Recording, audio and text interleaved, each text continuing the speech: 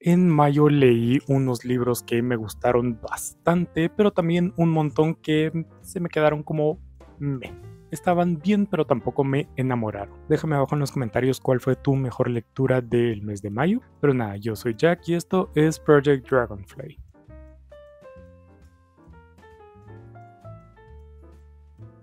Entonces vamos a estar haciendo el wrap-up, el resumen de lecturas. Realmente aquí en el canal los wrap-ups oficiales se hacen en directo. Entonces voy a dejar abajo en la descripción el link al directo completo, que es el wrap-up oficial. Este es como el resumen de lecturas.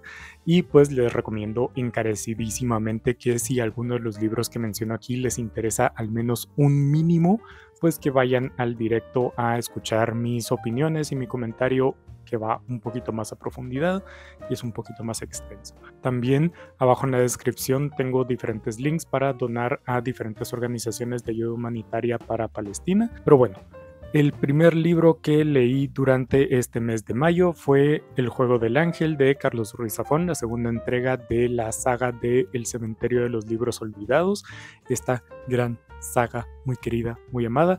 El primer libro me gustó bastante, este segundo tiene cosas que me gustaron más y cosas que me gustaron un poquito menos que esa primera entrega. Cosas que me gustaron más, por ejemplo, está la temática, este cambio a ese juego del ángel, este foco a la parte más religiosa, me pareció fascinante. También los personajes me parecieron bastante más maduros, quitando las partes incómodas de adolescentes calentones, que me parece un positivo que ahora tengamos personajes un poco más maduros, un poco que ya dejamos todo eso un poquito detrás. Pero también hay un par de cosas que no me gustaron tantísimo. Por ejemplo, la pérdida del foco en la política, que fue algo que a mí me gustó bastante en La sombra del viento. También que, aunque los personajes sean bastante más maduros, también siento que perdimos algo al perder a Fermín, que fue mi personaje favoritísimo del libro pasado, y ahora me duele no tener un Fermín o un personaje similar. Y lo último, y que es como un poquito más de peso, esto otro fue solo queja personal, pero otro es que en esta segunda entrega se sintió muy repetitivo la estructura de la novela, es decir, sí pasan cosas distintas, está contextualizado en un momento distinto y los personajes son distintos, todo eso, pero la sucesión de eventos es la misma, por lo que me pareció un poquito demasiado predecible. El siguiente libro que leí fue Brown Girl in the Ring, o como fue traducido al español, Hija de Legbara, de la escritora jamaiquina Nalo Hopkinson. Este es un libro de ficción especulativa medio postapocalíptica raro que me parece una cosa tremendísima. O sea, la trama no es nada muy compleja, es de hecho bastante cliché hasta cierto punto, bastante predecible, pero lo que me pareció muy genial es que todo está permeado por el folclore caribeño, que es lo que hace a Nalo Hopkinson una narradora pues bastante única dentro del medio, bastante distinta dentro de lo que estamos acostumbrados en los géneros de ficción especulativa. Entonces, pues sí, tiene una trama bastante lineal, pero con estos temas de la tradición, el compartir el conocimiento de generación en generación, la familia, la solidaridad entre grupos, el encontrar la fuerza desde dentro y todo este tipo de cosas, me pareció muy bien y sigo recomendando bastante a Nalo Hopkinson. El siguiente es A Prayer for the Crown Shy, o la segunda parte de Monje y Robot de Becky Chambers. La primera parte me gustó bastante, sí es cierto que me quedó un poquito como muy superficial, en el que pues sí hablaba de temas existencialistas y todo esto, pero siempre muy superficial. En esta segunda parte le tenía bastantes ganas porque pues en el primer libro nos explican más o menos cómo va a estar dividida la historia, y en estas nos centramos o acompañamos a Dex y a Moscap por las ciudades humanas, lo cual me parecía muy interesante para comprender un poquito más cómo funciona este mundo utópico que plantea Becky Chambers. Y pues me encantó, o sea, es algo muy personal que me gusta estos temas más sociológicos, entonces pues el foco en explicar la economía y en explicar la familia y en explicar diferentes formas sociales que hay dentro del mundo que nos plantea, pues me pareció súper cool. Mi único problemita es que para mí Dex, aunque le quiero mucho, en este libro me pareció un poquito insoportable porque no dejaba a Moscap hacer nada. Entonces Dex me puso un poquito nervioso, pero en general me gustó un montón la historia de Monje y Robot, los dos como tomos juntos. Y esta segunda me gustó incluso más que el primero por ese enfoque sociológico. Después pasamos a Japón, que hicimos la lectura conjunta junto con mi amiga Vero del canal Vero Reviews, en el que leímos El tren nocturno de la Vía Láctea del escritor Kenji Miyazawa. Leímos esta edición que tiene 3 historias, la primera la del tren nocturno de la Vía Láctea, luego Matasaburo el genio del viento y finalmente Gauche el violonchelista, quien entre todas puedo decir que estuvo bien, estuvo ok, me gustó el estilo, me gustó la ambientación, pero que en cada una de las historias hubo algo que me cogió. Por ejemplo, en la primera me cogió que, aunque había mucho que se podía asumir como simbolismo y muchas escenas un poco surrealistas que sugerían que había un mensaje detrás, pues es que no entendí qué me estaba queriendo decir Miyazawa en esa historia, entonces quedaba un poco perdido. En la segunda, la de Matasaburo, pues es todo lo contrario, no hay nada más. O sea, es una historia muy bonita, muy cotidiana, pero que no llega a dar o transmitir ningún mensaje.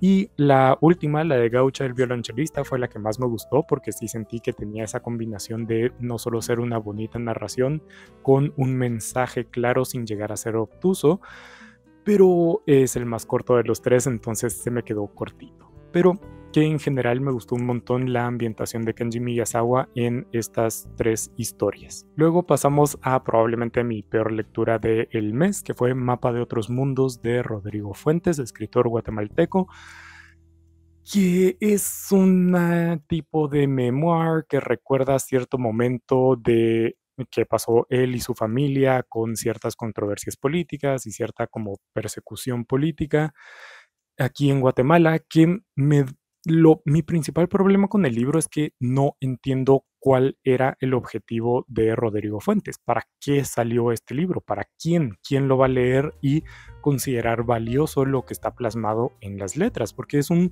memoir, es bastante subjetivo en cuanto a que, o sea, teniendo en cuenta que todo pasó, es todo bastante subjetivo porque él está hablando desde su perspectiva como hijo del protagonista de la historia.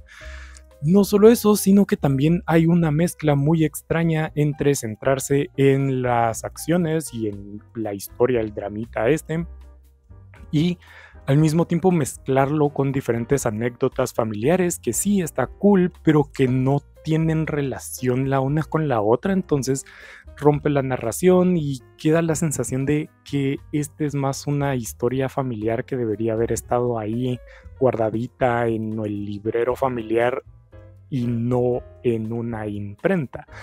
Entonces, pues ese es de mis principales problemas con la novela. Y también me queda bastante mal la como mitad a mitad del camino que se queda en cuanto al estilo, en cuanto a diferentes aspectos, que es que me pareció un despropósito y no le vi el valor que mucha gente dice que tiene ni nada por el estilo.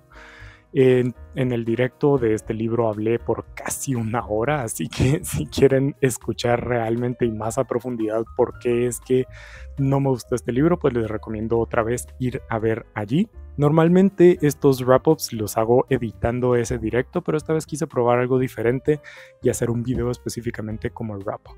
El siguiente libro que terminé fue La Casa del Hambre del escritor de Zimbabue Dambudzo Merechera, que es un libro bastante extraño, es como un flujo de conciencia muy caótico en el que al menos yo no lograba discernir qué estaba pasando realmente, cuál era la trama concreta, incluso con el simbolismo de la Casa del Hambre no estaba del todo seguro si se refería al mundo en general, porque Dambudzo Marechera tiene una visión bastante misántropa de todo, o si se refería a su casa específicamente por infancia traumática o algo por el estilo, o de la misma Zimbabue o Rhodesia en ese momento, apartheid.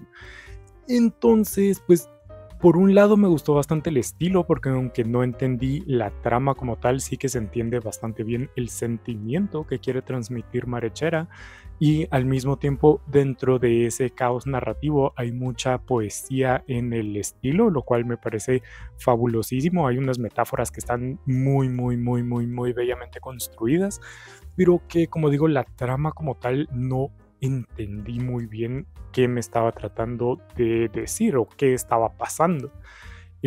Esta edición trae al final de la novelita una serie de relatos, los cuales me gustaron más que la novela, porque aunque tienen bastante caos, sí es cierto que son un poquito más directos por la extensión de la historia. Obviamente, al ser más breve, tiene que ser un poquito más directa. Y hay unos incluso que deja de lado este flujo de conciencia para tomar una narración más tradicional, lo cual hizo bastante más sencillo el comprender qué estaba diciendo. Yo soy especialmente malo con el flujo de conciencia, entonces si a ustedes se les da mejor que a mí, pues probablemente disfruten más que yo de este libro, pero estos cuentos me parecieron fenomenales, me gustaron incluso más que la novela, pero en general todo el volumen me pareció que estaba bien, que estaba muy sólido. El siguiente que leí fue El hombre en busca de sentido de Viktor Frankl, que es un memoir que escribió sobre su vivencia en los campos de concentración. Es un libro fascinante, o sea, así de simple. Viktor Frankl lo que hace es un, hasta cierto punto, ejercicio reflexivo muy psiquiátrico, porque él al final de cuentas era psiquiatra, de tratar de entender la mente y la forma en la que las personas viviendo dentro de los campos de concentración lograron o simplemente vivieron, e incluso los que lograron salir, los sobrevivientes, cómo lograron sobrevivir.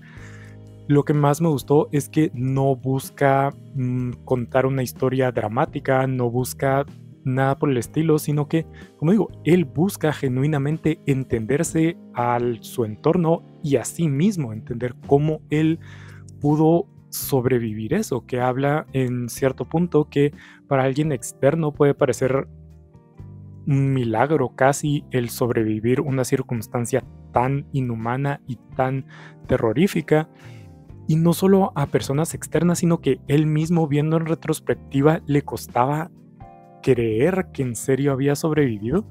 Entonces esa es probablemente la parte que más me gustó, también que no romantiza, no busca víctimas perfectas, ni busca un estilo específico de víctima, sino que plantea o trata de plantear las cosas lo más realista posible. Y es que pues somos humanos, somos cada uno individual, y pues muestra las diferentes reacciones que tuvieron las personas con las que convivió en ese tiempo, de cómo siguieron, así de simple. Entonces es un libro increíblemente interesante, se los recomiendo, por favor vayan a leerlo si tienen la oportunidad.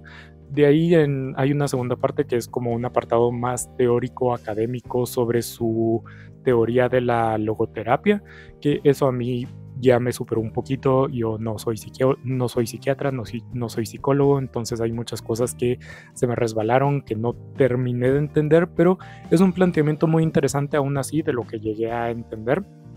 Pero la parte de memoir, o sea, hay que leerla. Y el siguiente, que también nos habla de víctimas en lugares inhumanos, es Tristes Sombras de la escritora mexicana Lola Ancira. Este lo recomendó una y mil veces mi amiga Vero del canal Vero Reviews.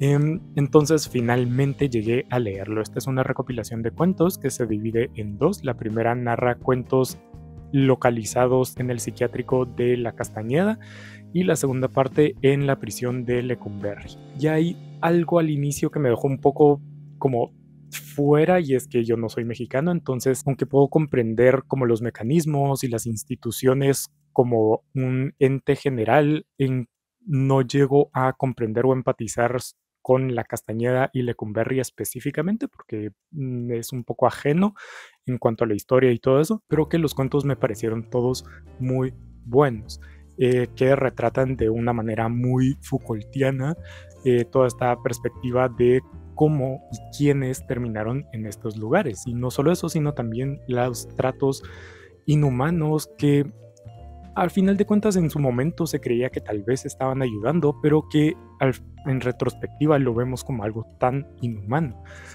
Entonces, pues sí, nos habla de mujeres que trataron de salir del rol que le impuso la sociedad, entonces fueron tachadas de histéricas o cosas por el estilo, terminando en psiquiátricos, o nos habla también de la homosexualidad y cómo también se patologizó y terminaron en cualquiera de los dos, ¿verdad? En la cárcel o en el psiquiátrico, y un montón de temas más, ¿verdad? Es una narración muy, muy, muy interesante. Sí es cierto que hay cuentos en los que a mí me faltó un poquito más y hay otros que eran un tanto ambiguos que no me terminó de anclar qué me estaba tratando de decir Lola Ancira, pero que también hay otros que están muy, muy, muy bien conseguidos. Usualmente me apunto cuáles son mis cuentos favoritos, pero esta vez no lo hice, así que probablemente aquí vayan a estar apareciendo. Que también mis cuentos favoritos, la parte que más me gustó fue la que narra en Lecumberri, que pues no sé, cosa personal, que me interesa más la parte que la parte psiquiátrica. Siguiente libro es La Luz Fantástica de Terry Pratchett, el segundo libro, hablando cronológicamente, de El Mundo Disco. Es mi tercera lectura del Mundo Disco, hablando de lo que yo leí, que es la continuación directa de El Color de la Magia, que lo leí hace un par de meses. Y pues no tengo muchísimo más que decir. Este libro es fabuloso porque es Terry Pratchett, y entonces, aunque estos par de libros, El Color de la Magia y La Luz Fantástica, no siento yo que tengan mucha carga más allá de unas críticas y unas sátiras como muy ligeras y muy como ocasionales, digamos, es indudable el humor, porque son libros hilarantes en los que uno se ríe con esta pareja muy quijotesca de Rincewind, el héroe desafortunado, y Dos Flores, su acompañante inocente, que es que si no han leído El Mundo Disco tienen que hacerlo, por favor. Por cierto, se puso a llover, entonces espero que esto no quede tan oscuro que yo no me vea, pero bueno. Ahora, El Sueño de la Aldea Ding, del escritor chino Yan Lianke.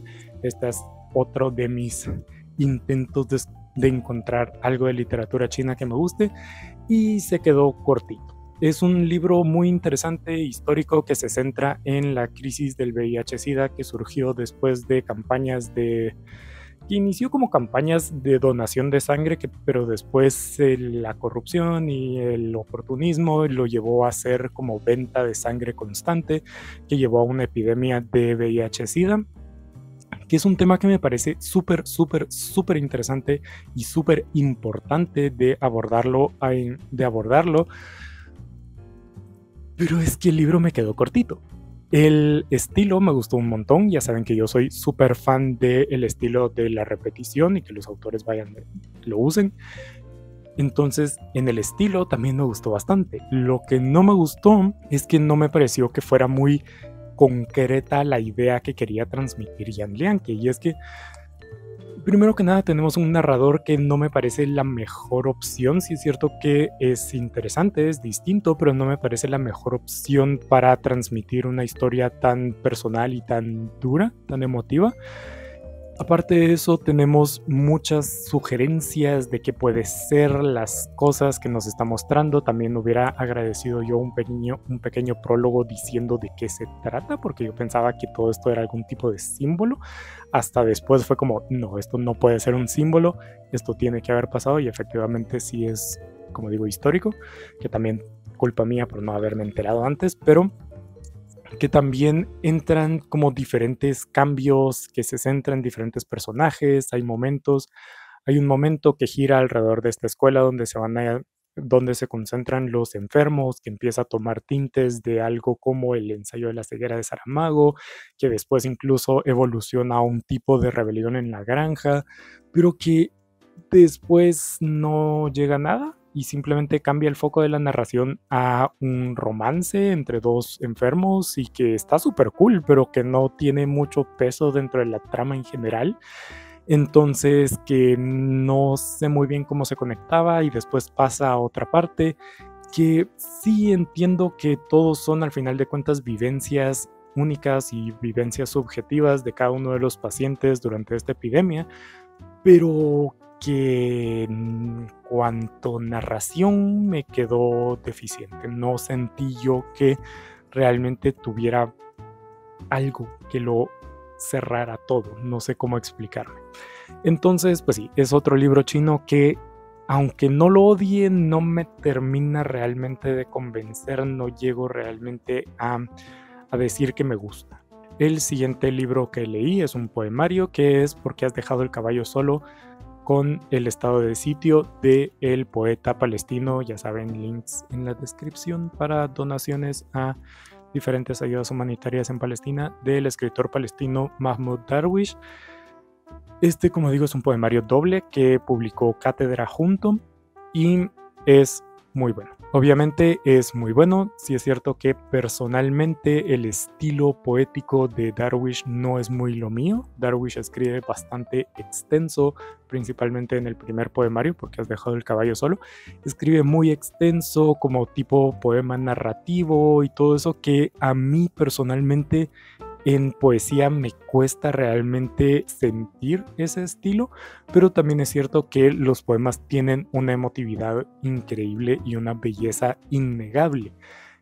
Entonces, pues, aunque subjetivamente el estilo no haya sido muy lo mío, es que son poemas increíblemente bellos e increíblemente poderosos. La parte de estado de sitio son poemas muchísimo más breves que para mí funcionan mucho mejor que, pues eso. Luego, El hombre hembra de Joanna Ross.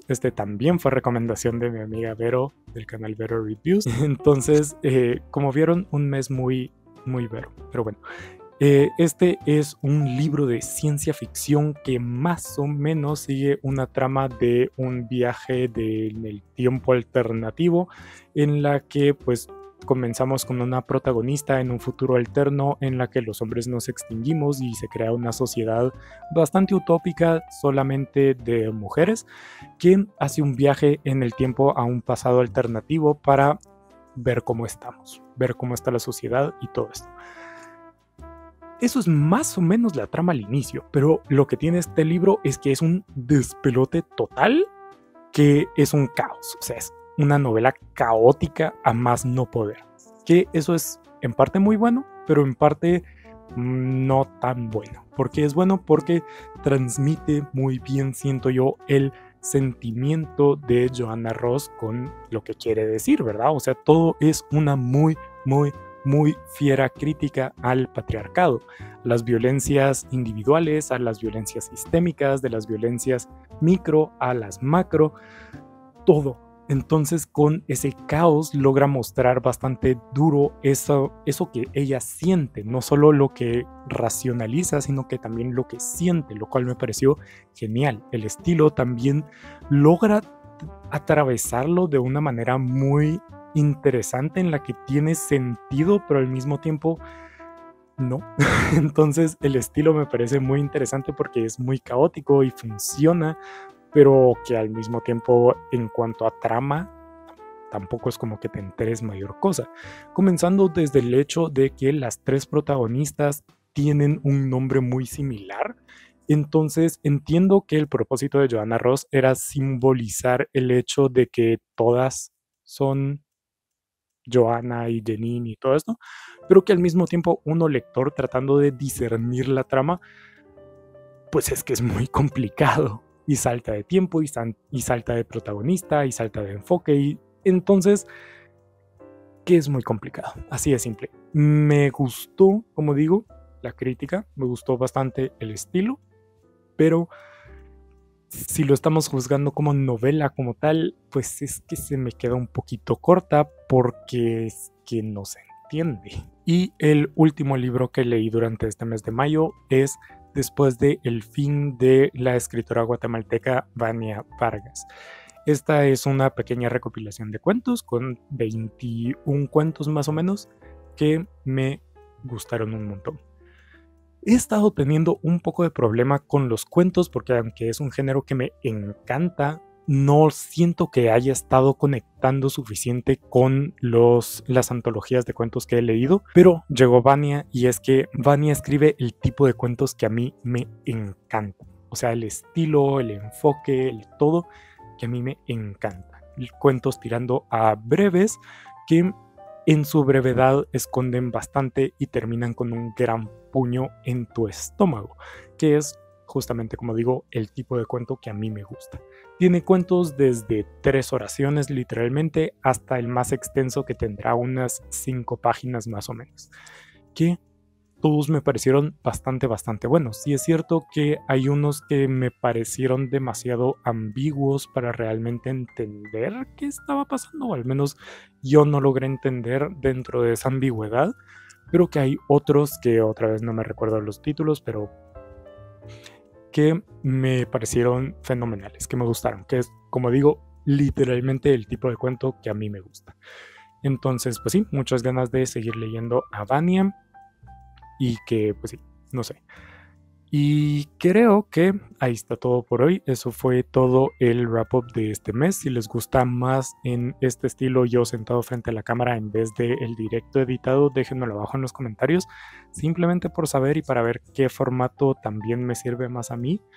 Entonces, pues eso, déjenmelo en los comentarios. Como les dije al inicio, coméntenme cuál fue su mejor lectura. Díganme también, qué sé yo, cuál fue la peor, qué tienen que contarme de sus lecturas de mayo. Si leyeron mucho, si leyeron poco, si les gustó, si no les gustó, todo lo que quieran. Pero nada, síganme en mis redes sociales, Instagram, Goodreads, para estar siempre pendientes de lo que leo. Pero nada, nos vemos en la siguiente.